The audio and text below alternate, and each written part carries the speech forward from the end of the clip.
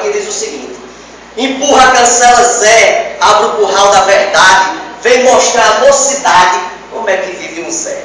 Sem um conforto sequer, com as suas latas furadas e a cacimba tão distante, um Zé arame farpante, feito de gente de fé. Um Zé que se aprisiona aos cacos velhos da enxada, que nasce herdeiro do nada, qualquer lado é seu caminho, medalhas são seus espinhos, quedas de boi são batalhas, seus braços, duas cangalhas, de taipa e barra é seu ninho.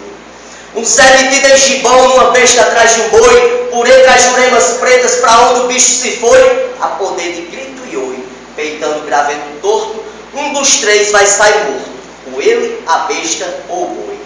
É caboclo elefantado que não tem medo de cruz, que fita o sol faiscando 10.000 peixeiras de luz, e um Zé que assim se conduz nas brenhas desse sertão, um Zé ninguém, Zé qualquer, mas o qualquer desse Zé não é qualquer não. É o qualquer aniquilado, acabrestado no Zé, não é Zé para qualquer nome, nem qualquer para qualquer Zé. Diante desses apoios, eu vou dizer quem tu sois, pode escrever se quiser. Sois argumento de foice, sois riacho correntoso, tu sois carquejo espinhoso, sois calo de coronel, sois cor de barra granel, sois couro bom que não mova, sois um doutor sem farofa, sem soqueira de anel. Sois um buzeiro de estrada, sois ninho de carcará, sois folha seca, sois galho, sois fundor de se estirar, sois fruto doce e azedo, sois raiz que logo cedo quer terra para se enfiar.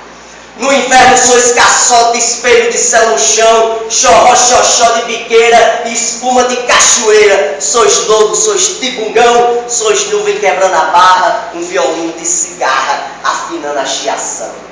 Sois bafo de cuscuzeira, sois caldo de milho quente, sois a canjica do milho, sois milho pessoalmente. Tu sois forte no batente, tu sois como milho assado, se não for bem mastigado, sai inteirinho da gente.